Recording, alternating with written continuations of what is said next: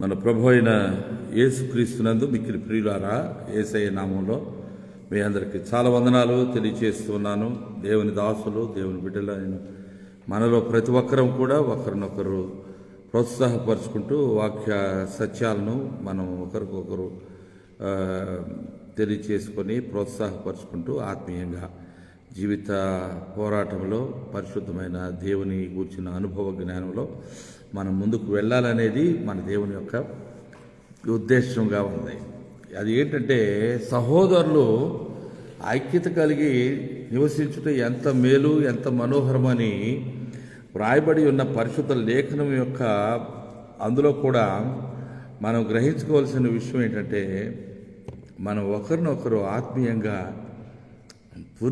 పురికొల్పుకొని బలపరచుకోవాల్సిన దేవుని వాక్య సత్యాలను ఒకరినొకరు ఎంకరేజ్ చేసుకుంటూ ముందుకు వెళ్ళాలి. చాలామంది వారి ఎక్స్క్లూజివిటీ, మేమేదో విశేషమైన వారు, మాకు ఎవరితో సంబంధం లేదనే భావంతో ఉంటారు. కానీ మనం ఎంత అవాయిడ్ చేయాలన్నా సాటి విశ్వాసులతో ఏదో ఒక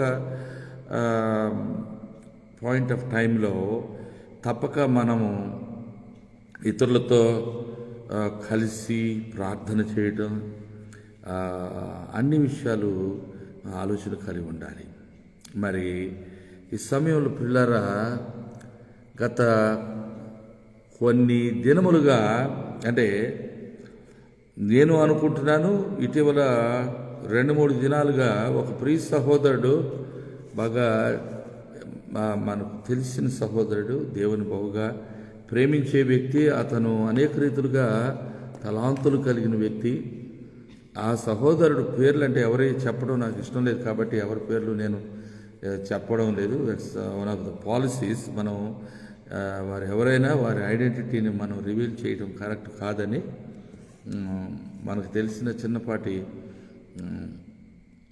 సిద్ధాంతాన్ని బట్టి, సూత్రాన్ని బట్టి నేను అది వైలేట్ చేయడం ఇష్టం లేక, వారి ప్రైవసీని ఇది చేయకుండా, వారి ఉద్దేశాలని బహిరంగంగా పరచకుండా, ఆయన కలిగి ఉన్నటువంటి ప్రశ్న ఏంటంటే, నాతో తరచుగా ఇంటరాక్ట్ అవుతున్న సహోదరుడు మంచి దేవుని దాసుడు, దేవునికి లోబడే బిడ్డ, ఆ వ్యక్తి, ఆ సహోదరుడు నాకు వేసినటువంటి ఒక చిన్న ప్రశ్న.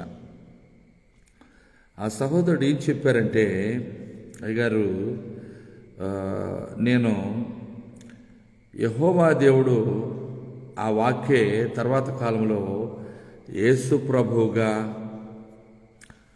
ఆ యేసు ప్రభు వారి తర్వాత ఆయన వెళ్ళిపోయిన తర్వాత పరిశుద్ధాత్మగా ఆయనే ఒకే వ్యక్తి వివిధ కాలాల్లో, మరి వివిధ రూపాలలో, వివిధ నామధేయాలతో ఆయన ఉన్నారేమని నేను భావించుకుంటున్నాను అని ఆ సహోదరుడు నాతో చెప్పినప్పుడు నేను ప్రార్థనాపూర్వకంగా ఆలోచించి, ఇది ఆయన ఒక్కడికే కాదు, చాలామందికి ఉన్నటువంటి ప్రశ్నే కాబట్టి ఒక సహోదరుడి కొరకు కాదు, కానీ దేవుని దాసుడిగా అందరికీ ప్రయోజనకరమైన రీతిలో దాన్ని నేను నా బైబిల్ స్టడీలో నేను నేర్చుకున్న సత్యాలు మీతో పంచుకోవాలని, ఆ రీతిగా ఆ సహోదరుడి కూడా దాన్ని నేను తెలియచేయాలనేటువంటి ఆశతో ఉన్నాను. మరి కనుక ఇటు తండ్రియే కుమారుడు, కుమారుడే పరిశుద్ధాత్ముడు, ఒకే వ్యక్తి 3 వివిధ రూపాలలో, పేర్లతో ఆయన ప్రత్యక్షమయ్యారు. ఒకే వ్యక్తి ఇలా చేశారు అని చెప్పడానికి చాలామంది ఆలోచిస్తూ ఉన్నారు. చాలామంది ఉంటారు, ఎందుకంటే ఎవరి అభిప్రాయాలు వారివి.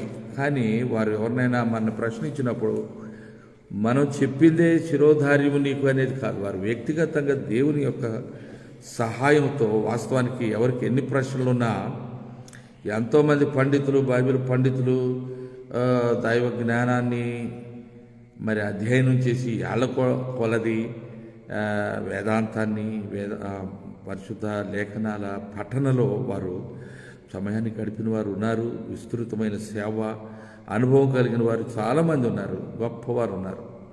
అయినను వారు ఎదుటి వారికి ఇదే నిమిత్తంగా ఇదే సత్యము అని మనకు తెలిసిన మేరకు దీన్ని నేను నమ్ముతున్నానని మనం చెప్పొచ్చు, కానీ దాన్ని నీవు నమ్మొద్దు, అది తప్పు, అది ఇది మనం అనకుండా వారు వ్యక్తిగతంగా పఠించి ఒకవేళ వారు మనం లేఖనానుసారముగా ఇచ్చిన ఆ యొక్క వివరణతో వారు సంతృప్తి చెందితే దేవునికి స్తోత్రం. అంతకీ వారు అవ్వలేదనుకోండి, స్వతంత్రంగా వారు పఠించి దైవ వాక్యాన్ని పరిశీలించి పరిశుద్ధాత్మ దేవుని సహాయ సహకారాలతో ఒక వ్యక్తి తన అభిప్రాయాలను స్థిరపరచుకోవాలి. కనుక రాత్రికాల సమయంలో ప్రియులారా, ఇప్పుడు ఈ భావనని వన్నెస్ లేక మోడలిజం అంటారు. ఇది ఎంతో కాలం నుండి మనుషులలో మధ్యలో నలిగినటువంటి ఆలోచన విధానం. ఈ అభిప్రాయాలు కలిగిన వారు చాలామంది ఉన్నారు, ఉండవచ్చు, ఇంకా రావచ్చు. కానీ లేఖనం ఏం చెప్తుందనేదే మనం పరిశీలించి ఎవరికి వారు సొంత అభిప్రాయాలను ఉద్దేశాలను స్థిరమని రూఢిపరచుకోవాలి. సరే, దేవునికి మహిమ కలుగును గాక. చిన్న ప్రార్థన చేసి పరిచర్యలో, ఆ వాక్య పరిచర్యలో ముందుకు వెళతాము. నాతో పాటు దేవుని దాసురాలు నా భార్య పుష్పకుమారి ఉన్నారు. నాకు పరిశుద్ధ లేఖనాలు చదివి నేను చెప్పినప్పుడు దాన్ని తీసి చదివి నేను వివరణ చేయటానికి కొంత సహాయ సహకారాలు వారు లేఖనాల పఠనలో సహాయకరంగా ఉంటారు. దేవుడు ఆమెకు కూడా మంచి క్లారిటీ ఇచ్చి తీయమన్నది తీసినప్పుడు చదివి వారు నాకు సహాయకరంగా జీవితం భాగస్వామిగా పరిచర్యలో భాగస్తురాలుగా దేవుని వల్ల నియమించబడిన ఒక దేవుని దాసురాలుగా ఆమె కూడా నాతో ఉన్నారని మీకు నిరంతరము నేను మీకు జ్ఞాపకం చేస్తున్నాను. ఏ ఒక్కరి వల్ల పరిచర్య జరగదు, దేవుడు సాటి అయిన సహాయం మనకి ఇచ్చారు. ఆమె కూడా దేవుని సేవలో బైబిల్ అధ్యయనంలో చాలా దీనురాలైనప్పటికీ దేవుని కొరకు ఆలోచన కలిగి ప్రార్థనాపూర్వకంగా భర్త అయిన నాకు చేయూతనిస్తూ దాదాపుగా 40 ఏళ్ళుగా పరిచర్య విధానంలో నాకు చేదోడు వాదోడుగా ఉండి సహాయకారిగా ఉన్నందువలన ఈ ధనీకరమైన అనుభవం దేవుడు తనకు కూడా అనుగ్రహించారు. సరే, ప్రార్థన చేసుకుందాం. కృప కలిగిన దేవా, నీ పరిశుద్ధ లేఖనము ఎంతో సత్యము, అది ఎంతో ఆత్మ ద్వారా ప్రేరేపితమై సాధారణమైన మనుషులు అసాధారణమైన దేవుని శక్తితో, ఆత్మ ప్రభావంతో, పరిశుద్ధాత్మ ప్రేరణతో వారు దేవుని సత్యములను గ్రంథస్థం చేయడమే కాకుండా వాటిని వ్రాసి ఉంచారు. వాటిని తర్జుమా చేయబడి అనేక తరాల వరకు అది భద్రపరచబడినది. వాస్తవానికి నీ లేఖనం ఎన్నడూ నశించదు, అది యుగ యుగాలు నిలిచి ఉండేది. అది నీ శ్రేష్టమైన వాక్యము. ఆ వాక్యములో నుండే మేము నీ సత్యములను అధ్యయనం చేయడానికి ఆశ కలిగి ఉంటుండగా పరిశుద్ధాత్మ దేవ, పరమ తండ్రి, కుమారుడైన క్రీస్తు ప్రభు యొక్క విషయాలు, పరమ తండ్రి యొక్క యెహోవా దేవుని యొక్క విషయాలు, ఆ పరిశుద్ధాత్మ యొక్క విషయాలు, త్రిత్వంలో ఏకత్వము కలిగిన దేవుని విషయాలు లోక ప్రజలకు అనేకులకు ఇవి మరుగై ఉన్నవి సహాయం చేయండి. అలాగే మా ప్రియ సహోదరులు ప్రశ్నలు అడిగిన వారు మా వద్ద ఏదైనా జవాబు ఉంటుందని వారు అడిగి ఉన్నటువంటి దానికి సరైన రీతిలో నీ ఆత్మ సహాయంతో అట్టి సహోదరులకు విస్తృతంగా అనేక స్థలాల్లో ఉన్న బిడ్డలకు ఇటువంటి సందేహాలు కలిగినప్పుడు వారికి ఎంతో కొంతమేర ఇది సహాయపడుతుందని భావించి నీ ఆత్మ సన్నిధిని బట్టి నీకు వందనాలు చెల్లిస్తూ క్లారిటీ ఇవ్వండి. మీరే దర్శనము, స్పష్టమైన దృక్కోణము ఇచ్చి ఇది ముందుకు తీసుకువెళ్ళడానికి కృప దయచేయండి. ఈ రాత్రి వర్తమానం ద్వారా మీరు మహిమ పొందమని, బిడ్డలతో నేరుగా పరిశుద్ధ లేఖనం ద్వారా మాట్లాడమని, మమ్మల్ని బలపరిచి మీ శిలువ చాటును మరుగుపరిచి వాడుకొని నీవే మహిమ ఘనత ప్రభావం పొందమని యేసునామములో ప్రార్థిస్తున్నాం తండ్రి, ఆమేన్. ప్రియులారా, ఇది చాలా ప్రాముఖ్యమైన విషయము. దీన్ని ఇంకా ఎక్కువ రోజులు వాయిదా వేయటం మంచిది కాదు. ఆత్మ సంబంధమైన విషయం ఇది.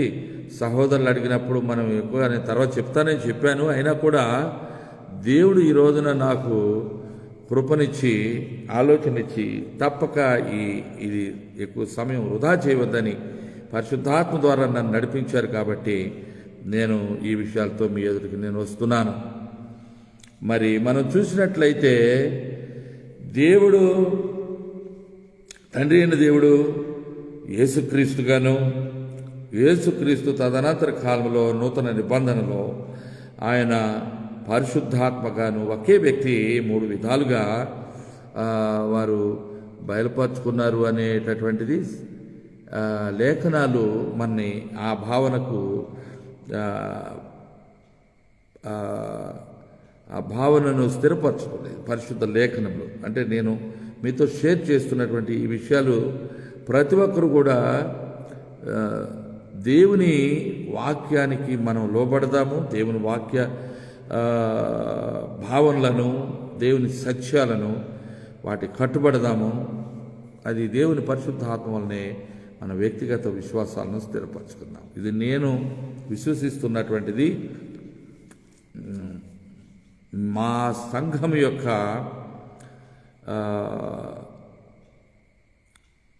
లేఖనానుసారమైన సిద్ధాంత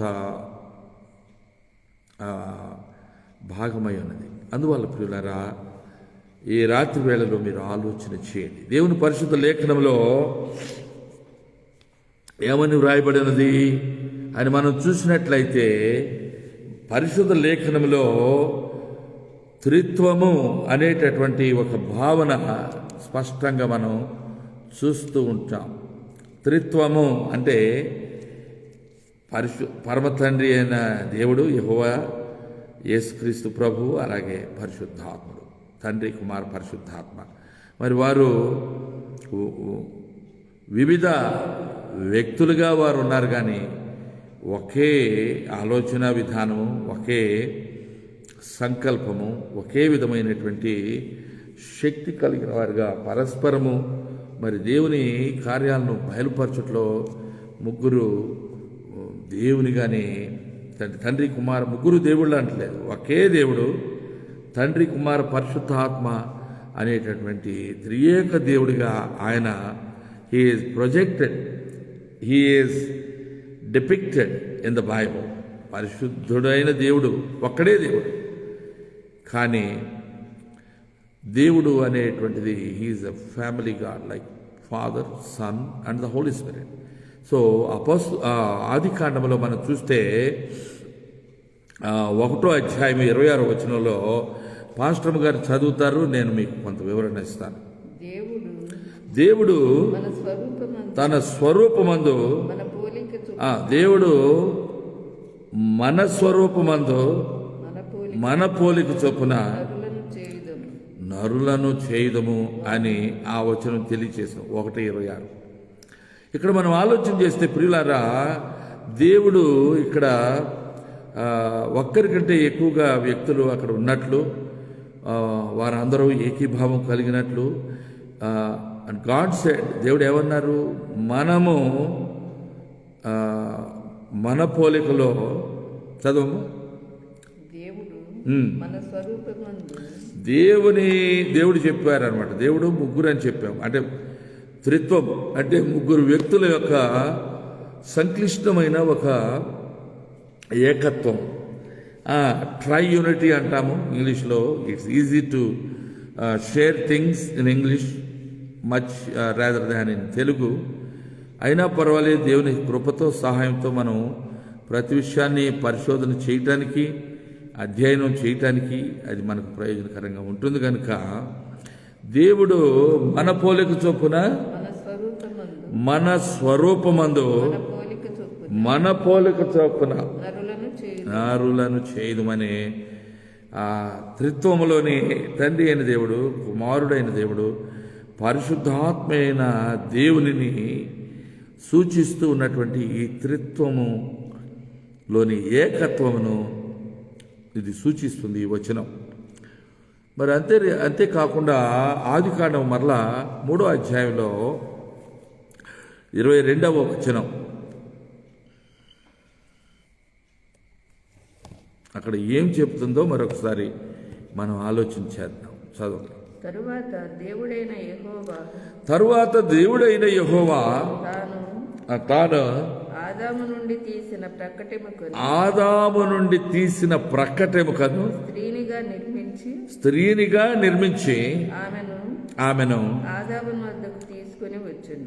దేన్నంట దేవుడు ఆదాము నుండి తీసినటువంటి ప్రక్కటెముక, the rib from Adam the first man. ఆయన మొదటి మానవుడు, అంటే ఆది మానవుడైన ఆదాము గాఢ నిద్ర కలుగు చేసి అతని ఎముకలలో ఒక ఎముకను తీసి ఆ ఎముకను కొంత మాంసమును తీసి ఒక స్త్రీగా ఆయన నిర్మించినట్టు మనం ఇక్కడ చూస్తున్నాం. చదవం. స్త్రీనిగా నిర్మించి ఆమెను ఆదాము వద్దకు తీసుకుని వచ్చాను. అప్పుడు ఆదాము ఇట్లనెను, నా ఎముకలలో ఒక ఎముక, నా మాంసములో మాంసము, ఇది నరులలో నుండి తీయబడను గనుక నారి అనబడు. ఇక్కడ తండ్రి అయిన దేవుడే, అత్రిత్వంలో ఏకత్వం కలిగిన దేవుడే ఆదాములో నుండి ఒక స్త్రీని కూడా చేసి ఆమె ఆదాము యొద్దకు తీసుకొని వచ్చినప్పుడు అతడు ఆనందభరితుడై ఒక కవీశ్వరుడు కవిత్వం చెప్పినట్టుగా ఈమె నరిలో నుండి తీయబడింది, అంత ఆనందభరితుడయ్యాడు. నరిలో నుండి తీయబడింది నారి అయింది అని ఆమెను ఇచ్చిన దేవుణ్ణి మహిమపరుస్తున్నాడు. హల్లెలూయా. అయితే ప్రియులారా, దేవుడు మరి త్రియేక దేవుడని మనం చెప్పుకుంటాం. బహుళ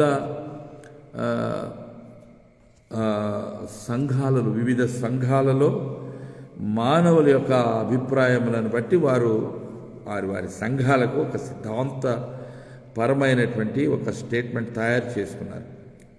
ఇది చారిత్రకంగా చూసినట్లయితే తొలి శతాబ్దంలో, క్రీస్తు శకము మొదటి శతాబ్దంలో ప్రభు అయిన యేసుక్రీస్తు వారి యొక్క ఆరోహణ అనంతరం ఆయా దాదాపు 101వ శతాబ్దంలోనే సంఘము స్థాపించబడింది. స్థాపించబడిన తర్వాత వారందరూ కూడా శ్రమలు పాలయ్యి ఎన్నెన్నో రకాలుగా తమ విశ్వాసాన్ని కాపాడుకున్నారు. దాదాపుగా క్రీస్తు శకము 3వ శతాబ్దంలో వారు సిద్ధాంతములన్నిటినీ క్రోడీకరించుకొని వారి విశ్వాస ప్రమాణాలను వారు సిద్ధపరచుకున్నారు. ఆ విధంగా అప్పుడు చాలామంది త్రిత్వవాదులు, అంటే ముగ్గురు త్రిత్వములో పరిశుద్ధాత్మయు ప్రభు యేసుక్రీస్తును పరమ తండ్రి అయిన యెహోవాయు, ఈ ముగ్గురు కలయికతో వారు ఏకత్వం కలిగి they called him them Godhead, దైవత్వమును వచ్చినటువంటి ఆ యొక్క భావనను వారు ఆ విధంగా వివరించారు. అయితే తదనంతర కాలంలో రకరకాల పండితులు, వేదాంతులు ఆదిమ కాలము నుండే 3వ శతాబ్దంలో వివిధ రూపాలలో వారు చేసిన అబ్జర్వేషన్స్, లేఖనాలను బట్టి, వారు తీసుకున్నటువంటి దాన్ని బట్టి, వారి ఫోకస్ను బట్టి మరికొంతమంది వారు ఏకత్వం, దేవుడు ఒక్కడే ఉన్నాడు, ఒకే వ్యక్తి వివిధ రకాల కాలములలో, వివిధ రూపములలో, వివిధ నామధేయాలతో, వివిధ పేర్లతో ఆయన పిలువబడినాడు అని నమ్మిన వారు వారందరినీ మోడలిస్ట్స్ అంటారు. అనగా ఒకే దేవుడు, అంటే దేవుడు ఒక్కడే అని వారు నమ్మారు, కానీ ఆ దేవుడే వివిధ కాలాలలో ఆయా పేర్లతో పిలువబడ్డాడని. లేఖనములో అట్టి భావనకి అంత గొప్ప మద్దతు లేదు అనే విషయాన్ని మనం తెలుసుకోవాలి. ఎవరిని మనం కించపరచొద్దు, ఎవరి జోక్యం మనకు వద్దు. కానీ ఎవరు వ్యక్తిగత స్వేచ్ఛ వారికి ఉన్నది. వారు నమ్మే విశ్వాసము వారి ఇష్టము. దేవుని యొద్ద వారు నమ్మిన దాన్ని బట్టి దేవునితో వారికి ఉన్న అనుబంధాన్ని బట్టి వారు సత్యములో పరిపూర్ణంగా ఎరిగినటువంటి వారై దేవుని బిడ్డలుగా వారు తమ తీర్మానాలను వారు చేసుకుంటారు. అయితే ప్రియులారా, మత్తయి సువార్తలో మనం చూస్తే మత్తయి సువార్తలో 3వ అధ్యాయం 16-17 వచనాలు త్వరగా. యేసు బాప్తిస్మము పొందిన వెంటనే నీళ్లలో నుండి యోర్దాను నదిలో నుండి బాప్తిస్మ ఇచ్చి యోహాను చేత బాప్తిస్మం పొందిన తర్వాత నీళ్లలో నుండి ఒడ్డునకు వచ్చాను. ఇదిగో ఆకాశము తెరవబడెను, దేవుని ఆత్మ పావురము వలె దిగి వచ్చి ఆయన మీదకి వచ్చుట ఆయన చూచారు. మరియు ఇదిగో ఈయనే నా ప్రియ కుమారుడు, ఈయన యందు నేను ఆనందించున్నాను. ఈయన మాట ఆకాశం నుండి వచ్చింది. ఈయన మాట వినుడి. అవును కదా, ఈయన మాట వినుడి అని ఆకాశం నుండి ఒక శబ్దము అంటే స్వరము వారికి వినబడింది. దేవుని ప్రత్యక్షత, దేవుని పరిపూర్ణత, దేవుని యొక్క వ్యక్తిత్వము. దేవుడు అంటే ఎవరెవరు అక్కడ ప్రత్యక్షపరచబడినారంటే ఇప్పుడు ఇక్కడ యేసుక్రీస్తు ప్రభువారు కుమారుడైన క్రీస్తు. ఆయన అభిషిక్తుడిగా తండ్రి అయిన దేవుని ఏకైక అద్వితీయ కుమారుడుగా ఆయన అవతరించడమే కాకుండా కన్యక గర్భంలో ఆయన నరావతారిగా వచ్చాడు. మానవులందరినీ విమోచించడానికి వచ్చాడు. ఆయన పేరు మెస్సియాగా ఆయన అవతరించారు. మెస్సియనుగా దాని అర్థం అందరికీ తెలుసు. మెస్సియాగా, అభిషిక్తుడిగా, రాజుగా ఆయన వచ్చారు. తండ్రి అయిన దేవుడు పంపినటువంటి దూతగా, కుమారుడిగా ఆయన అవతరించారు. యేసు అంటే రక్షకుడు, క్రీస్తు అంటే అభిషిక్తుడు. ఈ విషయం అందరికీ తెలుసు. యేసు క్రీస్తు వారు ఆ రీతిగా బాప్తిస్మం ఇచ్చి యోహాను తల్లి అయిన ఎలిజబెతు,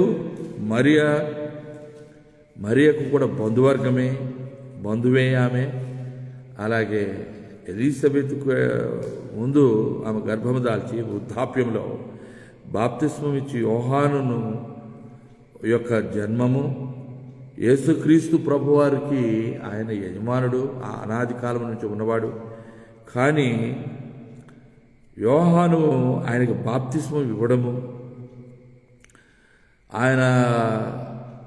ఆయనకు మార్గము సిద్ధపరచడము, అంటే బాప్తిస్మం ఇచ్చి యోహాను అరణ్యములో కేకలు వేయుచున్న ఒక శబ్దము. ఆయన దేవునికి ముందు త్రోవ సరళం చేయడానికి వచ్చిన దేవుని దాసుడు.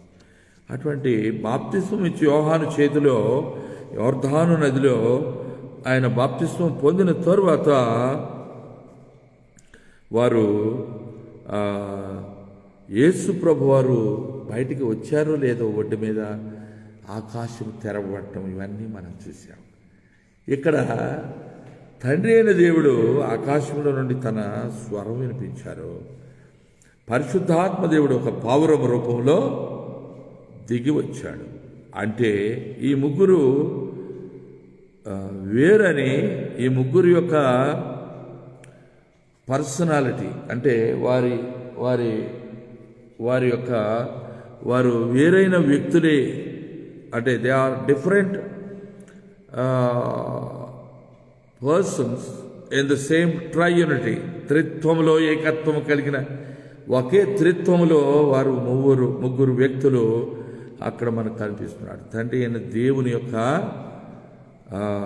స్వరము మనం విన్నాం. ఆకాశంలో నుండి దేవుడు మరి తన కుమారుని గురించి చేసినటువంటి ఆ ప్రకటన, ఈయన నా ప్రియ కుమారుడు, ఈయన యందు నేను ఆనందించున్నాను, ఈయన మాట వినుడి అని ఆయన అక్కడ చేరి ఉన్న ప్రతి ఒక్కరికి బాప్తిస్మం ఇచ్చి యోహానుతో సహా, అలాగే పరిశుద్ధాత్మ దేవుడు ఒక పావురమ రూపంలో పైనుండి దిగి వచ్చి ఆకాశం నుండి స్వరం వినపడింది. తండ్రి అయిన దేవుని స్వరము, పరిశుద్ధాత్మ అనే త్రిత్వంలో భాగస్వామిగా ఏకత్వం కలిగిన వారు, తండ్రియు కుమారుడును పరిశుద్ధాత్మయు వారి వారి విభిన్నమైన వ్యక్తులుగానే సేమ్ క్వాలిటీస్, సేమ్ డియటీ, ఒకే దైవత్వము, ఒకే దేవుడు త్రిత్వములో వారు ఏకత్వము కలిగి, అందుకనే ట్రినిటేరియన్ అనేది ఒక సిద్ధాంతం. ఆ ట్రినిటేరియన్ సిద్ధాంతంలో అవిభాజ్యమైనటువంటి వారు ముగ్గురు కూడా అవిభాజ్యం, ఎన్నడూ వేరు చేయబడలేదు. అంటే వారు వేరే లేరు. వారి ఆత్మలో, వారి సందేశంలో, వారి తలంపుల్లో, వారి పనిలో, సృష్టి కార్యమంతట్లో వారు ముగ్గురికి కూడా పాత్ర కలిగి ఉన్నారు. కానీ వివిధ పేర్లతో వారు పిలువబడినారు. కనుక దేవుని ప్రియ బిడ్డలారా, మరి ఇక్కడ పరిశుద్ధాత్మ పావురాన్ని చూశాము, పరమ తండ్రి అయిన యెహోవా దేవుని యొక్క స్వరము విన్నాము, కుమారుడైన క్రీస్తు అక్కడే బాప్తిస్మం పొందుట, నీతి యావత్తు నెరవేర్చుట, ఇవన్నీ కూడా మనం చూసాం. కాబట్టి అంతేకాకుండా ప్రభు అయిన యేసుక్రీస్తు వారు మత్తయి సువార్త 28వ అధ్యాయము 18 నుంచి మనం 19 నుండి చూసినట్లయితే, మీరు వెళ్ళి సమస్త జనులను శిష్యులుగా చేయండి, తండ్రి యొక్కయు కుమారుని యొక్కయు పరిశుద్ధాత్మ యొక్కయు నామములోనికి వారికి బాప్తిస్మం ఇచ్చుచు, నేను మీకు ఏ ఏ సంగతులను ఆజ్ఞాపించునో వాటన్నిటినీ గైకొనవలెని వారికి, ఆ సమస్త ప్రజలకు మీరు తెలియచేయండి, సర్వలోకంలో ఉన్న ప్రజలకు తెలియచేయండి అని దేవుడు తన ఉద్దేశాన్ని ప్రభువైన యేసుక్రీస్తు ద్వారా బయలుపరిచినాడు. 2వ కొరింథీ పత్రికలో మనం చూస్తే పౌలు గారు కొరింథీ సంఘానికి వ్రాసిన 2వ పత్రికలో 13వ అధ్యాయము 14వ వచనం,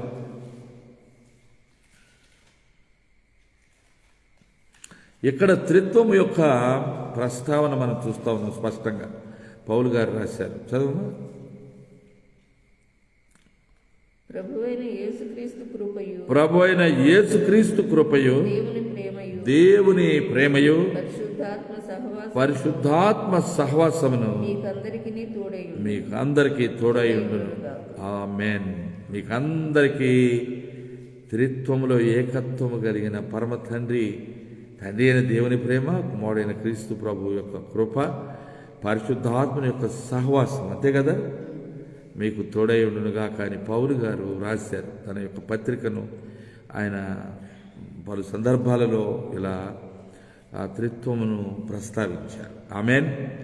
అయితే ఇంకా మనం ఇక చూసుకుంటూ పోయినట్లయితే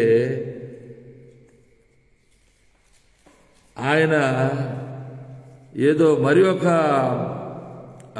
మోడ్లో, లేకపోతే మొడాలిటీ అంటారు కదా, మోడల్, ఆయన ఒక మోడ్లో అంటే ఫాదర్ ఇదిలో వచ్చేసి ఆయనే తదనంతర కాలంలో కుమారుడైపోయి ఆ తర్వాత పరిశుద్ధాత్మగా ఆయన రూపాంతరం చెంది ఒకే వ్యక్తి వివిధ కాలాలలో, వివిధ సమయాలలో దేవుని యొక్క ఉనికిని ఆ విధంగా ఒకే వ్యక్తి చాటారు అనేది చాలా దాన్ని మోడల్ అంటే వన్నెస్ అంటారు. ఆ వన్నెస్ అనేటటువంటి తలంపుకు పరిశుద్ధ లేఖనంలో ఇప్పుడు మనం చూపుతున్నటువంటి వచనాలను మనం ధ్యానం చేసినట్లయితే మనం తెలుసుకునేటటువంటి విషయం ఏంటంటే ముగ్గురు కూడా భిన్నమైన వారు అనేది మనం చూస్తున్నాం. అంతేకాకుండా యోహాను సువార్తలో 1వ అధ్యాయము 1 నుంచి 3 వరకు చూస్తే ఆది యందు వాక్యముండెను, వాక్యము దేవుని యొద్ద ఉండెను, వాక్యము దేవుడై ఉండెను, ఆయన ఆది యందు దేవుని యొద్ద ఉండెను, సమస్తమును ఆయన మూలముగా కలిగి ఉన్నదేది ఆయన లేకుండా కలుగలేదు అని మొదటి 3 వచనాల్లో మనం చూస్తున్నాం. ఇంకా 14వ వచనంలో మనం చూస్తే చదవమ్మా. ఆ వాక్యము శరీరధారి ఏ వాక్యమైతే ఆది యందు తండ్రి అయిన దేవుని యొద్ద ఉన్నాడో ఆ వాక్యము శరీరధారి ఆ వాక్యమే శరీరమును ధరించుకొని సత్య సంపూర్ణ ఆయన కృపా సత్య సంపూర్ణుడుగా నివసించి మన మధ్యలో నివసించాడండి. తండ్రి వలన కలిగిన అద్వితీయ కుమారుడుగా మనం ఆయన మహిమను కనుగొంటాం. We have found. అది చాలా లోతైన ఆత్మ సంబంధమైన భావన, ఒక గొప్ప సందేశం దేవుని బిడ్డలకి. ఆయన ఏమంటున్నారంటే, in the beginning was the word, ఆది యందు వాక్యం ఉండెను, and the word was with God. ఆ వాక్యమే దేవుని యొద్ద ఉండెను, and the word was God. దేవుని యొద్ద ఉన్న ఈ వాక్యమే తాను దేవుడై ఉన్నాడు. యోహాను 1వ అధ్యాయంలో మొదటి 3 వచనాల్లో ఉన్న ఈ విషయాన్ని మరలా మనం పరిశీలనగా చదివినప్పుడు ఇది చాలా లోతైనటువంటి ఆత్మీయ సందేశం కలిగిన ఒక లేఖన భాగంగా మనం చూస్తున్నాం. 14వ వచనంలో ఏముంది? ఇప్పుడే చదివాం, మరి పాస్టర్ గారు చదివాం.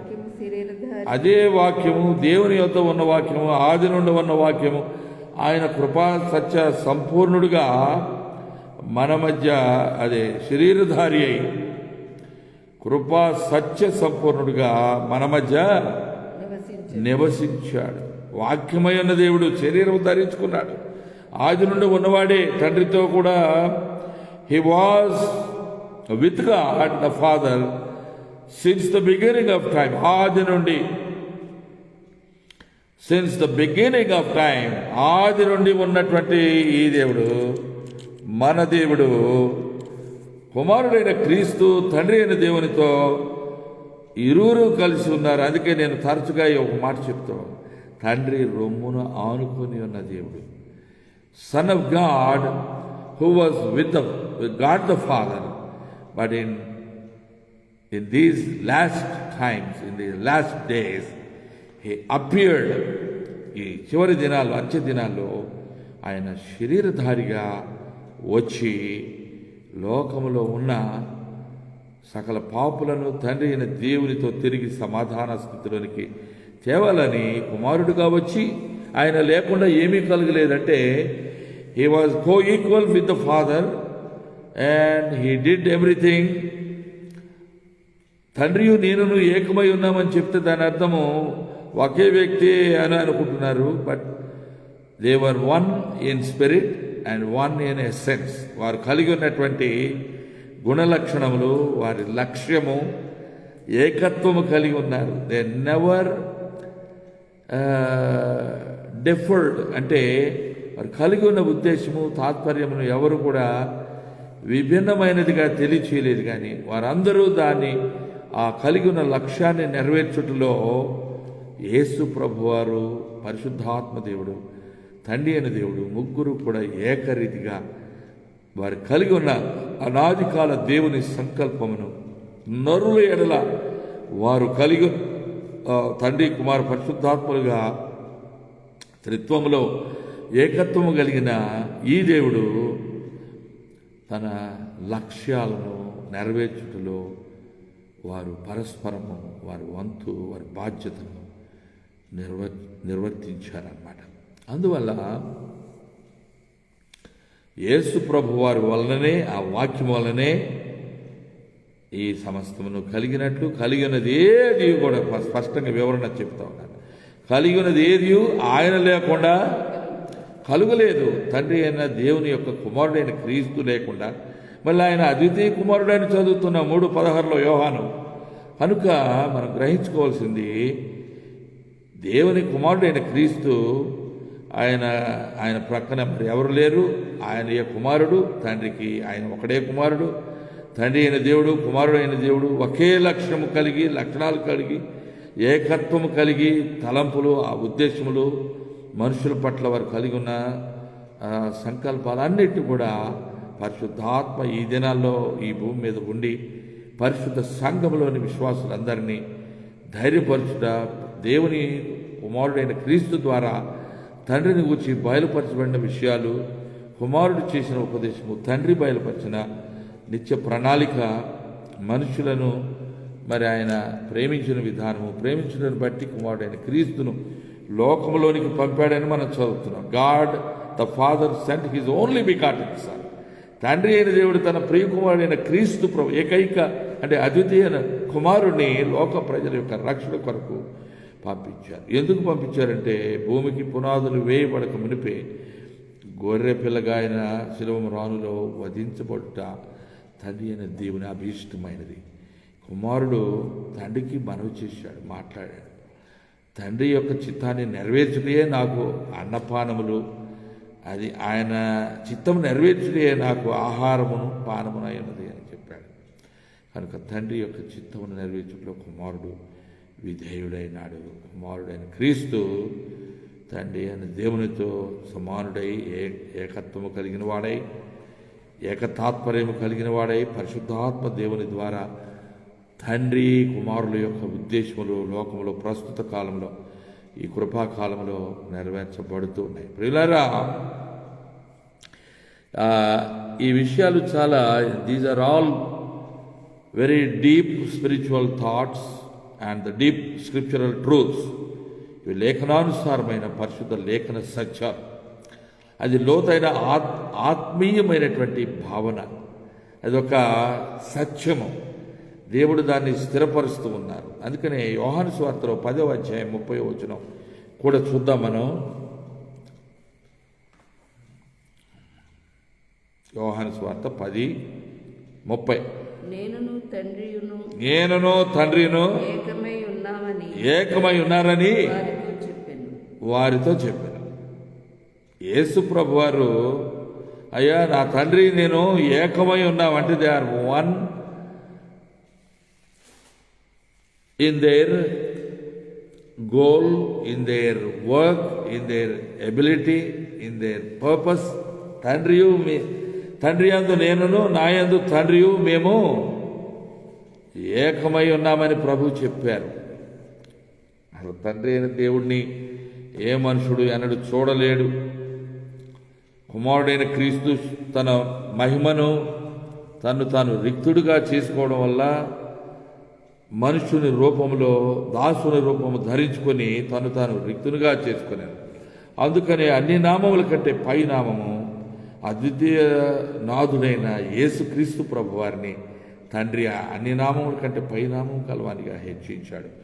ఆయన యొక్క నామములో తప్ప ఎవరికీ రక్షణ లేదు, ఎవడు పొందలేడు. ప్రభు ఏం చెప్పారు? నేనే మార్గమును సత్యమును జీవమునై ఉన్నాను, నా ద్వారా తప్ప ఎవడును తండ్రి వద్దకు యేసు ప్రభువారి ద్వారానే ప్రతి మానవుడు ఆయన నియమించుకొని తన అద్వితీయ కుమారుని నామములోనే రక్షణ పొందాలి.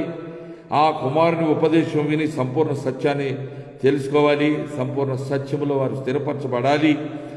వారు స్వాతంత్ర్యాలు కలిగిన వారై దేవుని బిడ్డలుగా వారు జీవించాలి. ఆయనే చెప్పాడు, నా మార్గము ఇరుకు మార్గం అన్నాడు, సంకుచిత మార్గం. అందరూ లోక సంబంధమైన వ్యక్తులు, లోకస్తులు, వారు విశాలమైన మార్గంలో వారు వెళతారని ప్రభు ఉపదేశించారు. దేవుని యొక్క మార్గము సంకుచితమైన మార్గము, దేవుని యొక్క మార్గము సరళం చేయబడిన మార్గము, దేవుని యొక్క మార్గము సత్య మార్గము, కుమారుడైన క్రీస్తు ప్రభు ఏర్పాటు చేసిన మార్గము. కనుక ఆయన ద్వారా తప్ప ఎవడునూ పరలోకపు తండ్రి వద్దకు ఎన్నటికీ చేరుకోలేడని ప్రభు ఎంతో స్పష్టంగా తెలియజేసి ఉన్నారు. అయితే యోహాను సువార్తలోనే 14వ అధ్యాయంలో 16-17 వచనాలు మనం చూసినట్లయితే దేవుని వాక్యం ఇంకా అక్కడ కొంత స్పష్టంగా మనకు కనిపిస్తూ ఉన్నది. చదవమ్మా యోహాను సువార్త. నేను తండ్రిని వేడుకుందును మీ యొద్ద ఎల్లప్పుడూ ఉండుటకై ఆయన వేరొక ఆదరణకర్తను అనగా సత్య స్వరూపియగు ఆత్మను మీకు అనుగ్రహించును. హల్లెలూయా. కనుక ప్రియమైన దేవుని బిడ్డలారా, ఆయన సత్య స్వరూపి అయిన ఆత్మను మనకు అనుగ్రహించును అని దేవుని వాక్యం ఆయన అనుగ్రహించునని చెప్పబడుతుంది. సో మనము అందరూ కూడా దేవుని వాక్య సత్యాలను తప్పక మనం పఠించాలి, ధ్యానించాలి. ఆ సత్యాన్ని మనం గ్రహించుకొని పరిశుద్ధాత్మ సహాయంతో మన అంతరంగంలో దాన్ని భద్రపరచుకొని ఉన్నా కూడా అన్నిసార్లు అవి మన జ్ఞాపకం రావు కనుక పరిశుద్ధాత్ముడే మనకు వాటిని జ్ఞాపకం చేయడము, మనకు ఆదరణ కలుగు చేయడము, ప్రార్థన చేయటం, మనకి సరైన రీతిలో యుక్తమైన రీతిలో ప్రార్థన చేయటం కూడా తెలియని వారం మనము. అట్టి మనలను ఆయన తన శక్తితో, తన బలముతో, పరిశుద్ధాత్ముడు మనలోనే హీ లివ్స్, మనలో అంతరంగంలో, మన ఆత్మలో ఆయన ఉండి మనకు పరిశుద్ధ జీవితం జీవించడానికి, తండ్రి అయిన దేవునిని, కుమారుడైన ప్రభువును మహిమపరచడానికి, వారి యొక్క కార్యములలో సంఘం యొక్క పాత్ర ఏమిటి, పరిశుద్ధులైన దేవుని బిడ్డలు ఎలా తమ జీవితాలను జీవించాలి, ఏ లక్ష్యాలతో పనిచేయాలి, ఏక తాత్పర్యము కలిగిన వారు తండ్రి, కుమారుడు, పరిశుద్ధాత్మ అయిన దేవుడు ఎలాగైతే ఏకత్వము కలిగి అవిభాజ్యమైన వారు అంటే ఇండివిజిబుల్, వారు ఎన్నటికీ వేరు చేయబడని అంత ఏకత్వము వారిలో ఉన్నది. అయినను అనాది కాలం నుండి తండ్రి అయిన దేవుడు, కుమారుడైన క్రీస్తు వారు ఉన్నప్పటికీ మరి తదనంతర కాలంలో పరిశుద్ధాత్మ దేవుడు, కుమారుడు ఆదిలో ఉండి సృష్టిని జరిగించారు, తండ్రి అయిన దేవునికి ప్రీతికరమైన సేవ చేశారు, భూమి మీదకు వచ్చారు, మనుషుడు రూపం ధరించారు, మరి దేవుని చిత్తాన్ని నెరవేర్చుటలో ప్రయాసపడ్డారు. మనుషుల విమోచన కొరకు తన ప్రాణమును, తన రక్తము ఎక్కడ ఉన్న రక్తములోనే ప్రాణం ఉన్నది కనుక రక్తమంతయు చిందించి మన పాపముల ప్రాయశ్చిత్తము కొరకై ప్రభు అయిన యేసు ఏ రీతిగా తండ్రి అయిన దేవుని చిత్తానికి లోబడి ఉన్నారు. అయినా మనం ఇంకొక విషయాన్ని గమనించాలి.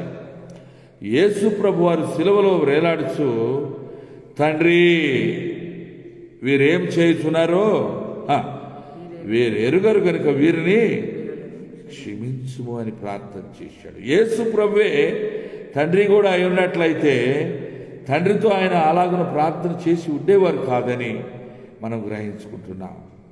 మరి పరిశుద్ధాత్ముడు కుమారుణ్ణి బయలుపరచకపోతే తప్ప మరి ఎవరు కూడా ఈ సత్యాన్ని తెలుసుకోలేరని ప్రభువే ఒక సందర్భంలో ఆయన దైవత్వము, దేవుని ప్రియకుమారుడు అయిన క్రీస్తువు నీవే అని ఆ యొక్క యేసు ప్రభు వారు ఎవరనేది చాలామంది గ్రహించుకోలేదు. కానీ తదనంతర కాలంలో నీవు జీవము కలిగిన దేవుని ప్రియ కుమారుడవు అని చెప్పి అన్నప్పుడు ప్రభు ఆ శిష్యుడు ఆయనకు జవాబు చెప్పినప్పుడు, అయ్యా నీకు ఈ విషయాన్ని నీ అంతటి నీవు తెలుసుకోలేదు, పరిశుద్ధాత్ముడు తండ్రి అయిన దేవుడు నీకు దీన్ని బయలుపరిచి ఉన్నారనేటువంటి ఉద్దేశాన్ని ప్రభు తెలియచేశారనమాట.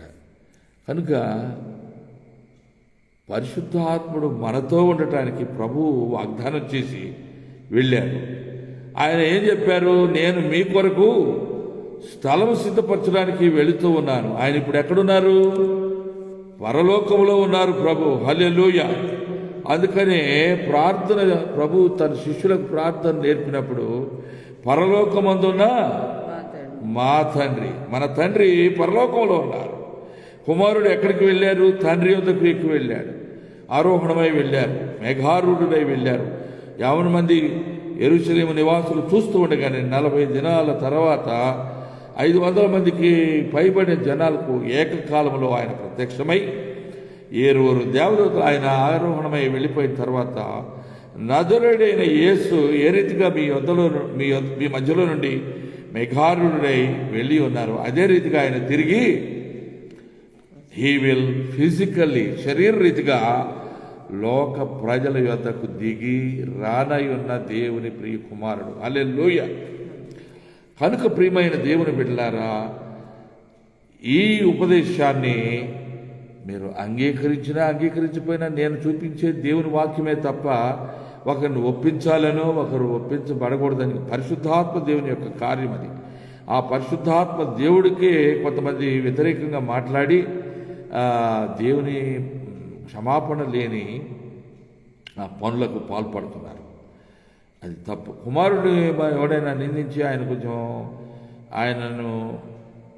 ఆయనకు నిందాప వాక్యాలతో మాట్లాడినా, ఆయన త్రాగుబోతని మరి తిండిపోతు అని ప్రభువైన యేసుక్రీస్తు, ఏ మనుషులైతే నిజంగా త్రాగుపోతులో తిండిపోతులో ఆయన కూడా ఈ పోతుల్లో ఒక పోతును చేశారండి. ఎంత దారుణమైన విషయం అండి, బాధాకరమైన విషయం. యేసు ప్రభు వారు విమోచనకర్త, పాపరహితుడు, కన్యక గర్భంలో పుట్టినంత మాత్రం చేత ఆయన్ని కించపరచకూడదు. మనుషుల కొరకు వచ్చిన నరావతారి ఆయన. అయితే ఆయన సాక్షాత్తు 100కి 100 మనుష్యుడుగా అవతరించాడు. కానీ ఏకకాలంలో దైవత్వము యొక్క పరిపూర్ణత ప్రభు అయిన యేసుక్రీస్తునందు మరి నివసించిందన్నమాట. The fullness of God. Yesu ప్రభు పరిపూర్ణమైన దేవుడుగా, దేవుని కుమారుడుగా, సృష్టికర్తగా, దేవుని సంపూర్ణ సత్యము ఆయనలో మనము ఇమిడి ఉన్నది అన్నమాట. దేవుని అది ఎవరో ప్రశంసించాలని, ఎవరు ఏ తలంపులు ఎవరో మనుషులు చెప్పే వాటిని తప్పనిసరిగా మనం రాజీ పడిపోయి స్వతంత్ర తీర్మానాలు లేకుండా మనం ఏదో చేయాలని కాదు. ఇది మనుషులను దేవుడు వాడుకుంటారు. నిజమైనటువంటి లేఖనానుసారమైనటువంటి సత్యాలను దేవుని దాసులైన వారికి దేవుడు కృపనిచ్చి ఆ విషయాలు వివరించడానికి సహాయం చేస్తారు. మరికొందరు కన్విన్సింగ్గా ఎన్నో రకాలుగా వారు ఏం చేసినా అన్ని విషయాల్లో అక్కడ విమర్శలేరు సంపూర్ణ సత్యాన్ని. అందుకని ఎవరికి వారము దేవుని యొద్ద ఓపెన్ హార్ట్తో, ఓపెన్ బైబిల్తో, దేవుని సహాయంతో, పరిశుద్ధాత్మ వలన మనం పొందిన దేవుని కృపతో మనము సత్యమునందు మనము స్థిరపరచబడతాము. సత్యమును మీరు నమ్మిన యెడల మీరు స్వతంత్రులు అవుతారని. స్వాతంత్ర్యము ఆత్మ వలన కలిగిన స్వాతంత్ర్యము,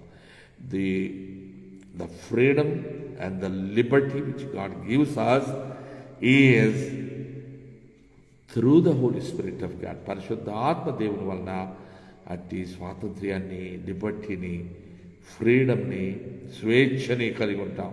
అంటే శృంఖలాలన్నీ తెగిపోతాయి, సాతాను సంబంధించిన సంఖ్యలు తెగిపోతాయి.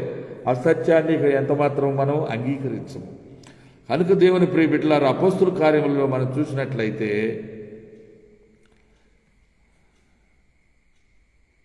ఇప్పుడు చూడండి, యోహాను సువార్తలో ఇందాక 14వ అధ్యాయం తీయమన్నాను పాస్టర్ గారిని.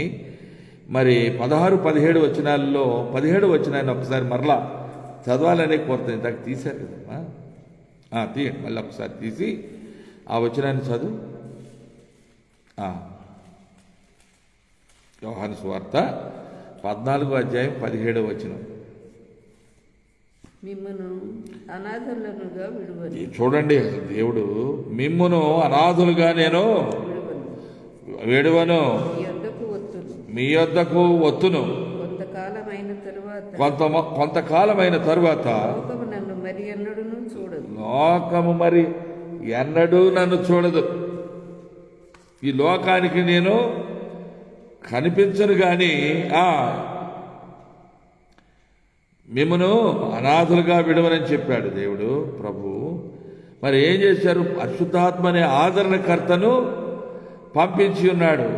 ఆయన ఏం చేస్తున్నాడు? నేను మీ కొరకు స్థలము సిద్ధపరచ వెళుతున్నాను అని చెప్పాడు. మరలా నేను వచ్చి నేను ఉండు స్థలములో మీరును ఉండులాగున నేను మరలా వచ్చి మిమ్మల్ని తీసుకుని వెళతాను అని చెప్పారు.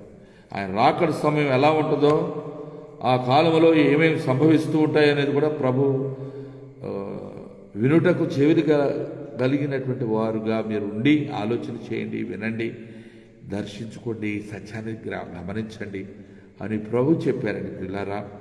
కనుక ఇప్పుడు అపోస్తుల కార్యం చూద్దాం. అపోస్తుల కార్యములు 5వ అధ్యాయంలో చూద్దాం. 3, 4 వచనాలు. అపోస్తుల కార్యములు 5వ అధ్యాయము 3, 4 వచనాలు. అప్పుడు పేతురు అననీయ నీ మీ పిల్లలు ఆ, కొంత దాచుకొని ఆ, పరిశుద్ధాత్మను మోసపుచ్చు నీవు అమ్మినటువంటి నీ భూమి అమ్మినటువంటి ద్రవ్యములో నీవు కొంత దాచుకొని పరిశుద్ధాత్మను మోసపుచ్చుట పరిశుద్ధాత్మను నీవు మోసపుచ్చుటకై సాతాను ఎందుకు నీ హృదయం సాతానుడు ఎందుకు నీ హృదయంలో ప్రేరేపించెను ప్రేరేపించాడు. చెడు పని చేయడానికి, దైవ విరోధమైన పనులకు పాల్పడటానికి మొండి ధైర్యాన్ని వాడు పురికొల్పి ఇస్తాడు. కానీ తదనంతర కాలంలో వాడు అగ్నిగుండంలో మండు గుండంలో పారవేయబడతాడు. అది నీ వద్దనున్నప్పుడు అది నీ వద్ద ఉన్నప్పుడు నీదే కదా అని ప్రభు అదే పేతురు అన్నారు. అమ్మిన పిమ్మట అది నీ వశమై ఉండలేదా? నీ వశమే అన్నది కదా. ఎందుకు ఆ డబ్బు నీదే కదా. ఎందుకు నీవు ఈ సంగతి నీ హృదయములో ఉద్దేశించుచున్నావు? ఎందుకు నీవు ఈ సమయాన్ని ఈ ఆలోచనని నీ హృదయంలో ఉద్దేశించుకొని ఉన్నావు? నీవు మనుషులతో కాదు, దేవునితోనే నీవు అబద్ధమాడి ఉన్నావు అని వారితో చెప్పాను. దేవుని ప్రియ బిడ్డలారా, పేతురు గారు నిష్కర్షగా ఆయన ఎవరిని బలవంత పెట్టలేదు. ఎవరి భూమి అమ్మి మాకు డబ్బులు తీసుకొచ్చి ఇవ్వండి అనలేదు.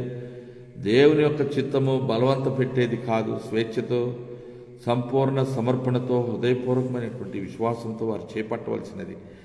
పరిశుద్ధాత్మ దేవునికి వ్యతిరేకంగా వారు ఈ తరములో సంఘమునకు దేవుడు అనుగ్రహించిన ఆదరణకర్త పరిశుద్ధాత్మయే కనుక కుమారుడైన క్రీస్తు రాజ్యములో తండ్రి కుడిపార్శ్వమున ఆసీనుడై ఉండి మరి రాజ్య సంబంధమైన విషయాల్లో ఆసక్తి కలిగి సకల పరిశుద్ధులు నివాసం ఉండటానికి, తనతో యుగయుగాలు గడపడానికి ఆయన వారి కొరకు స్థలము సిద్ధపరుస్తున్న ఈ పనిలో ఉన్నారు.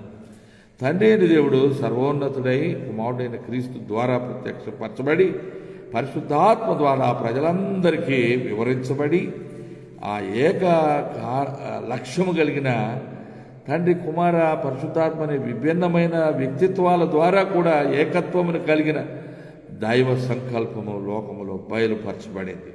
కనుక ప్రియమైన దేవుని బిడ్డలారా, మనం ఆలోచన చేసినట్లయితే మనము దేవుడు కేవలము ఆ యొక్క తను తాను ప్రత్యక్షపరచుకునే విధానాన్నే మార్చుకున్నాడు. ఆయా కాలాల్లో ఆయా రీతిగా కనిపించాడు. కానీ ఒకే దేవుడు, తండ్రియు కుమారుడు పరిశుద్ధాత్ముడు అని ఒకే వ్యక్తి అని ఆయన కేవలము వారి రూపాలను పేర్లను మార్చుకున్నారనే భావన కలిగి ఉన్నటువంటి వారు మరి మనం యోహాను సువార్తలో 17వ అధ్యాయంలో ప్రభు అయిన యేసుక్రీస్తు వారు తన తండ్రితో ప్రార్థించిన విధానము మనం చూస్తాం. అది మొత్తం అధ్యాయంలో ప్రభు చాలా వరకు తన ప్రార్థన ఆయన తండ్రికి చేసిన మనవి అందులో ఉన్నాయి. నీవును నేనును మనం ఏకమై ఉన్న రీతిగా వారును నీ కుమారునిలో వారు ఏకీభావం కలిగిన వారై ఉండునట్లు ఏకత్వమును వారికి దయచేయము అని ప్రభు తండ్రితో ప్రార్థించిన విధానం, తండ్రికి మొర్రపెట్టిన విధానం. తండ్రి కుమారుడు ఒక్కరే అయినప్పుడు, పరిశుద్ధాత్మ దేవుడు ఒక్కడే అయినప్పుడు మరి మరలా కుమారుడు ఇక్కడ తండ్రికి ప్రార్థన చేయడం ఏంటనేది మనం ఆలోచన చేయాలి. అంతేకాకుండా మరి ఒక సందర్భంలో కూడా యూదుల రాజు అని యూదులు ఆయన స్వజనులు ఆయన లెక్క చేయలేదు.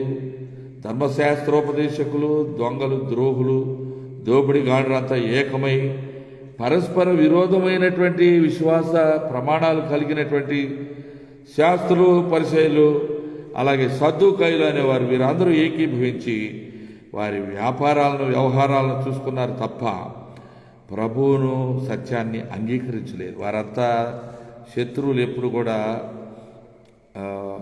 ఏకత్వమును కలిగే ఉంటారు. వారంతా ఏకమయ్యారు. ప్రభు యొక్క సత్యాన్ని తట్టుకోలేకపోయారు. ఆయన నిరాకరించారు. ఆయన ఆధిపత్యము లోకమంతా ప్రజలు ఆయన వెంబడిస్తున్నారని ఆయన్ని నశింపజేసి చంపివేసి అడ్డు తొలగించుకుందామని వారు ఆలోచించి యేసు ప్రభు యొక్క 12 మంది శిష్యులలో ఒకడైన ఇస్కరియోతు యోధాను వారికి ఆశ చూపించి ద్రవ్యం పట్ల వాడికి ప్రేమ ఉందని వారు తెలుసుకొని వాడు ఇస్కరియోతు యోధా అనేవాడు యేసు ప్రభు యొక్క శిష్యులు అందరూ భోజనం చేస్తూ ఉండగా ప్రభు భోజన వల్ల జరుగుతున్నప్పుడే వాడు ఆ యొక్క గిన్నెలో చేయి ముంచి ఆ రొట్టె ముక్కను వాడు తిన్నాడు, ముంచి తిన్నాడు. ప్రభు చెప్పారు వాళ్ళతో. ఆయన చీకట్లోకి వెళ్ళి కలిసిపోయాడు. అక్కడ నుండి వారి దగ్గర నుండి వెళ్ళిపోయాడు. వెళ్ళి అదే గడిలో వాడు చీకట్లో బేరాలాడుకుంటూ వెళ్ళి, ఈయన గుర్తుపట్టండి, త్వరగా నేను చూపిస్తాను, ఈయన ఫలానా ఏరియాకి వస్తాడు, ఆయన పట్టుకుని ద్రోహి. మరి ఈ బృందం అంతటికి ప్రభు అయిన యేసుక్రీస్తు వారు అనుమతించారు కూడా. నువ్వే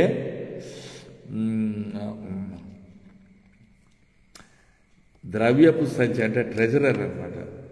ఈ బృందానికి అందరికీ లెక్కలు రాయడం, ఖర్చులు, ఉన్న ద్రవ్యాన్ని ఎప్పటికప్పుడు చెప్పడం, ఇవన్నీ ఆయన ప్రభు వాటన్నిటి చూస్తూనే ఉన్నారు, ప్రతిదీ పరిగణిస్తూనే ఉన్నారు. కనుక నా దేవుని ప్రియ సహోదరులారా, ప్రభునందు దేవుని దాసులారా, మనం ఆలోచన చేసినట్లయితే యోహాను సువార్తలో 17వ అధ్యాయంలో ప్రభు తన తండ్రితో మాట్లాడిన ఈ యావత్ వృత్తాంతాన్ని, ఈ సత్యాన్ని మనం హృదయపూర్వకంగా ధ్యానించి తెలుసుకోవాలి. అంతేకాకుండా యోహాను సువార్త 14:16లో ఉన్నటువంటి దీన్ని కూడా మనం ఒక పర్యాయము జ్ఞాపకం చేసుకోవాలి. చదవమ్మా 14:16. ఇందాక చదివాం కానీ మరొక పర్యాయం.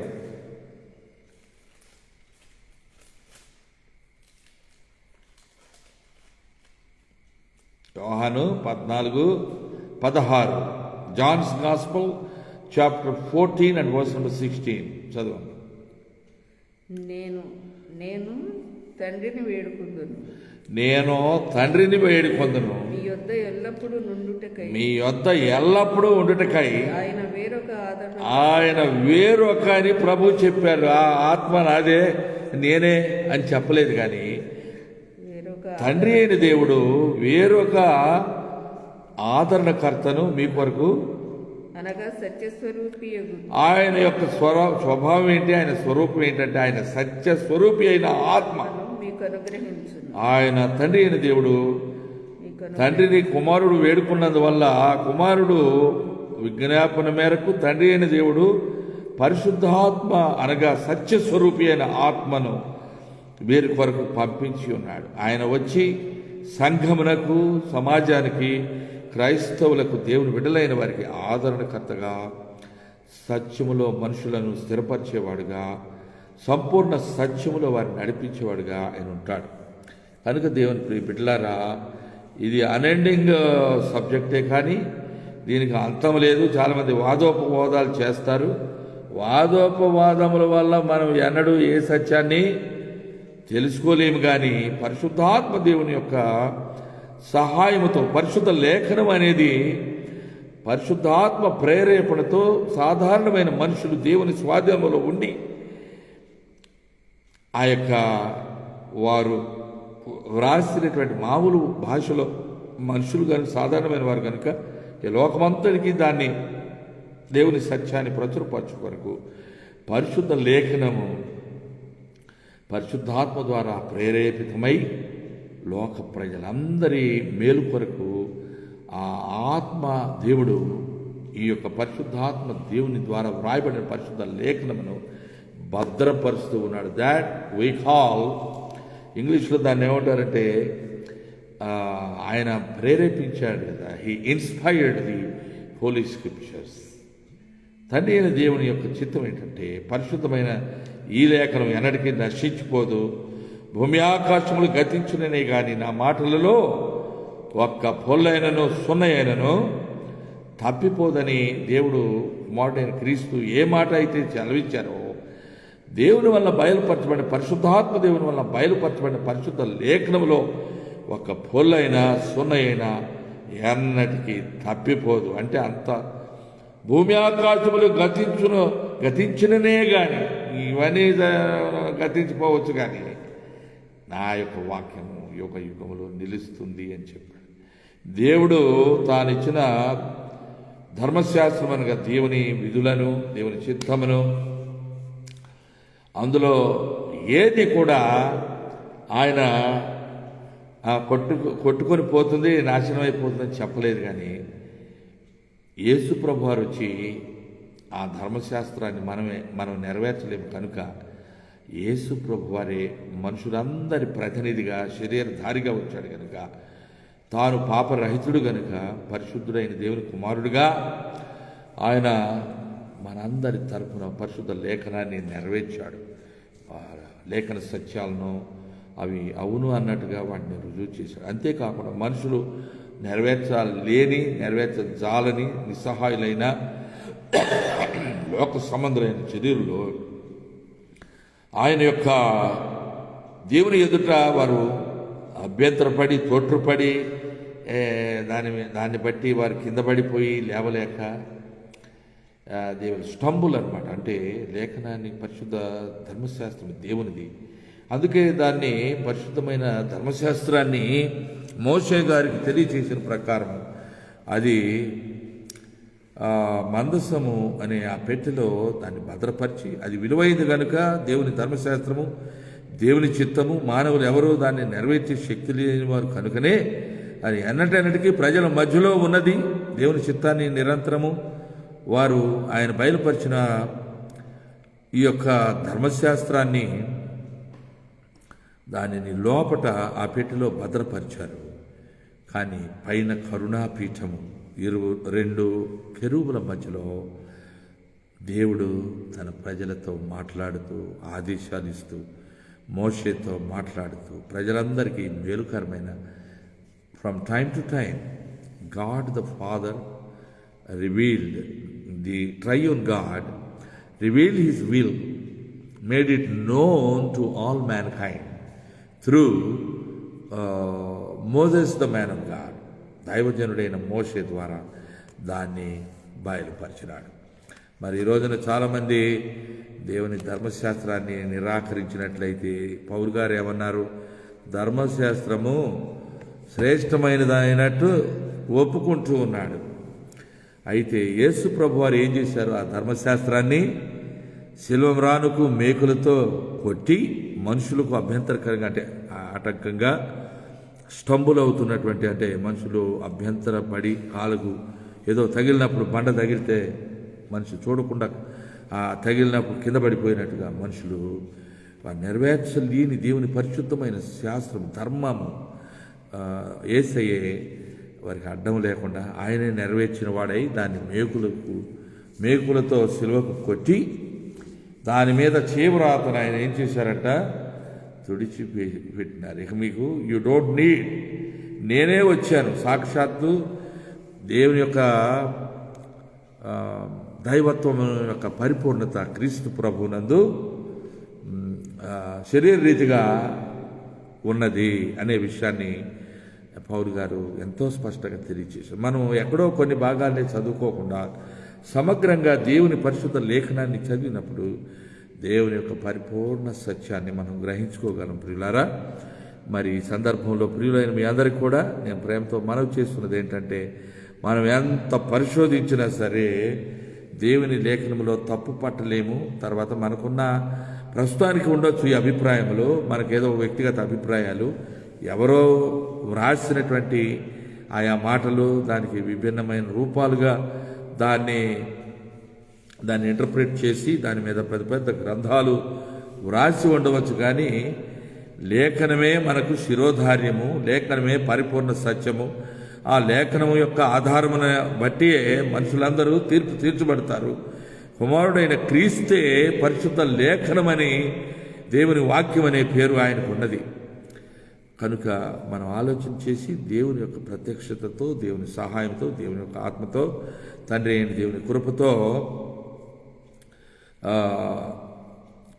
దేవుని ప్రేమతో, కుమారుడైన క్రీస్తు కృపతో, పరిశుద్ధాత్మ సహాయంతో సమస్తమైన విషయాల్లో మనం ఆత్మ సంబంధంగా ఎదుగుచు ఫలిస్తూ ఎల్లవేళలా కూడా మనము లోకములో ప్రభువైన యేసుక్రీస్తు బిడ్డలుగా జీవించాలని, సంఘములో మనము పరిపూర్ణులుగా ఎదగాలని, దేవునికి చిత్తాన్ని తెలుసుకున్న వారమై ఏ విధంగా ఏ సమయంలో సమయోచితమైన రీతిలో ఏ పనులు దేవుని చిత్తాన్ని బట్టి గ్రహింపు కలిగిన వారమై చేయాలో, లోబడాలో, దేవుని యొక్క పరిచర్యను పూర్ణముగా జరిగించినట్లు ఈ సత్యం మనకు అవసరమైంది కనుక పరిశుద్ధ లేఖనాలను పాటిస్తూ దివారాత్రము దాన్ని ధ్యానిస్తూ కుమారుడును తండ్రియును పరిశుద్ధాత్మయు మరి త్రిత్వములో ఏకత్వము కలిగిన ఈ దేవుని కృప మన ఆవరించి ఉన్నట్లు మనం వేళవేళలా సంపూర్ణ సత్యంలో సాగిపోటకై దేవుని మెండైన కృప మనకు తోడై నడిపించి బలపరచునుగాక.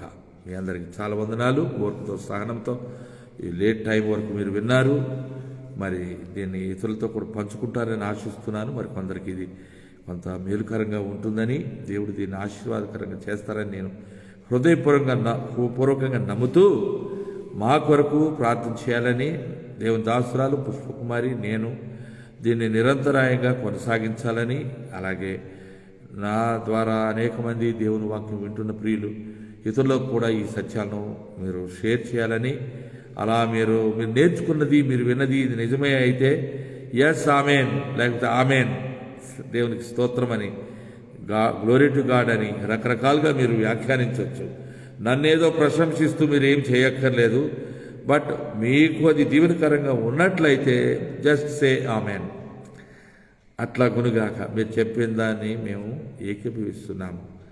లేదు నో అని పెట్టండి, పర్వాలేదు, నేనేం బాధపడ్డాను. మీకు ఇష్టం లేకపోతే చెప్పిన దాంతో మేము ఏకీభవించాము పాస్టర్ గారు, సరే మీరు చెప్పారు, మేము విన్నాము, మాకు భిన్నమైన అభిప్రాయాలు ఉన్నాయి అంటే మీరులో ధైర్యం ఉండాలా, సత్యానికి మీరు కట్టుబడి ఉండాలా, అవునా కాదా అని ఉండాలి. అంతేకాని మధ్య మార్గంలో మనం ఉండకూడదు. కనుక అట్టి స్పష్టతను నిజమైన ప్రభు పక్షాన పరిశుద్ధ లేఖనం తరపున మనం గ్రహించుకున్న వారమై ఆ రీతిగా దేవుని బిడ్డలమని మనం సాక్ష్యం పొందినట్టు దేవుని మెండైన కృప మనకును మన ప్రియులకును తన సంఘాలకును పరిశుద్ధులకును సకల లోకములోని ప్రజలకును దేవుని సత్యాన్ని నిరాకరించే ప్రతి వ్యక్తిని పరిశుద్ధాత్మ దేవుడు ఒప్పించి వారికి ఆత్మ సంబంధమైన నేత్ర దృష్టి కలిగించి వారి పొరలను సాతానుడు కలిగించిన అంధకారమును తొలగించి దేవుని యొక్క పరిపూర్ణమైన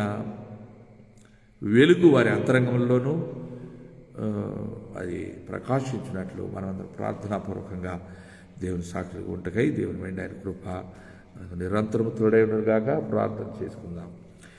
కుమారుడైన క్రీస్తు పరమ తండ్రి, మీరు పంపిన పరిశుద్ధాత్మ దేవుడు ఆదరణకర్తగా ఈ కృపాయుగములో ఇంకా ద్వారములు మూసుకొని పోకమునిపై అందరూ తిరిగి జన్మించు అనుభవము, యేసు క్రీస్తు ప్రభువు దేవుని కుమారుడనియు పాపరహితుడనియు పరిశుద్ధ లేఖనాలలో బయలుపరచబడిన దేవుని సంపూర్ణ సత్యమనియు ఆయనే మార్గము సత్యము జీవమై ఉన్నాడనియు ఆయన ద్వారా తప్ప ఎవడునూ తండ్రి యొద్దకు చేరలేడనియు ఆయన దేవుని ఏకైక కుమారుడనియు ఆ కుమారుని యందే దేవుడు సమస్తమును జరిగించుటకై తీర్మానం చేసి ఉన్నాడనియు అన్ని నామములకు పైనున్న నామము యేసునామమనియు ఆయనలోనే రక్షణయు స్వస్థతయు విడుదలయు విమోచనయు నిత్య జీవమును పాప క్షమాపణయు అన్నీ ఉన్నాయని ప్రతి ఒక్కరు తెలుసుకుంటకు పరిశుద్ధాత్మ దేవా మీరు కూడా కుమారుడైన క్రీస్తు ప్రభు యొక్క దైవత్వము ఆయన మానవత్వము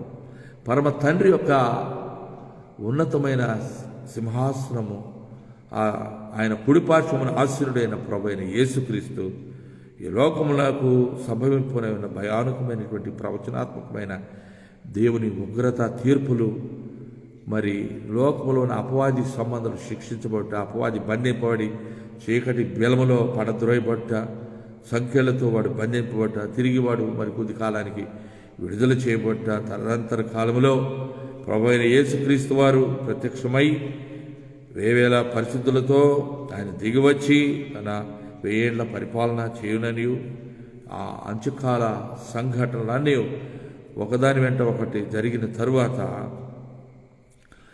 ఆయన బిడ్డలు ఆయనతో కూడా యుగయుగాలు ఉండటానికి కొనిపోబడతారని ఈ విషయాలన్నీ కూడా ప్రతి ఒక్కరూ మనస్కరించి పరిశీలించి యోచించి ఏకీభవించి నీతో చేయి కలిపి సాగిపోటకై సమ్మతించు మనస్సు, విధేయత చూపే హృదయము, దేవుని యొక్క ఆశ్చర్యకరమైన ధర్మశాస్త్రంలో దాచబడిన పరిశుద్ధ లేఖనాల్లో ఉన్న దేవుని మార్మికమైన విషయాలు తెలుసుకొని ప్రవచనాలను గ్రహించుకొని ప్రభు ప్రత్యక్షత కొరకు ఎదురు చూచే స్థిరమైన చిత్తము నిరీక్షణ దయచేయమని మమ్మల్ని అందరినీ మీ కృపాహస్తాలకే సమర్పించుకుంటూ మీరు చేసిన మేళ్ళకై వందనాలు చెల్లిస్తూ మా ప్రియులందరినీ మీరే మీ ప్రేమతో దర్శించి ఈ విషయాలన్నిటిలో మీరే ఉపదేశించి కనువిప్పు కలిగించి సంపూర్ణ స్వేచ్ఛలో స్వాతంత్ర్యంలో మేమందరము పరస్పరము ప్రేమ గౌరవము యథార్థమైన నీ లేఖనాలను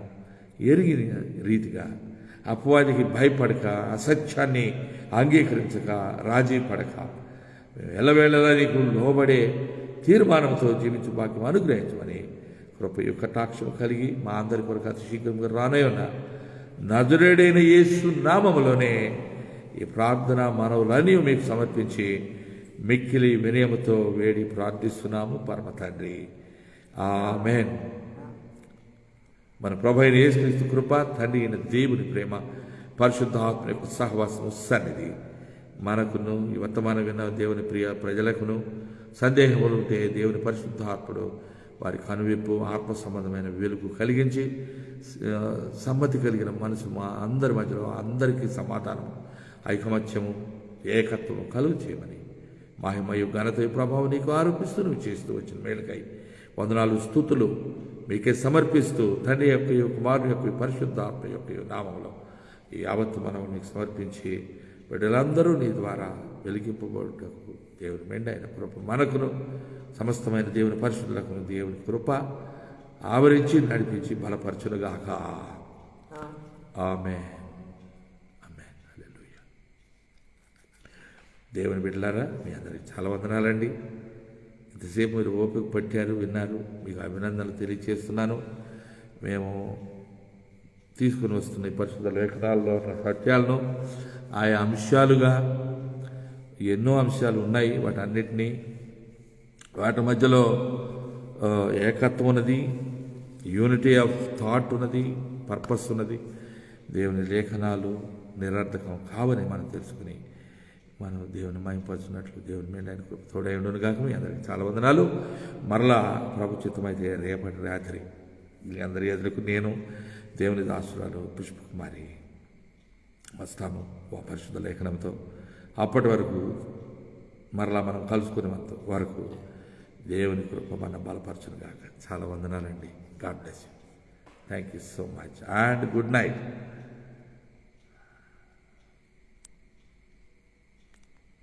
హల్లెలూయా.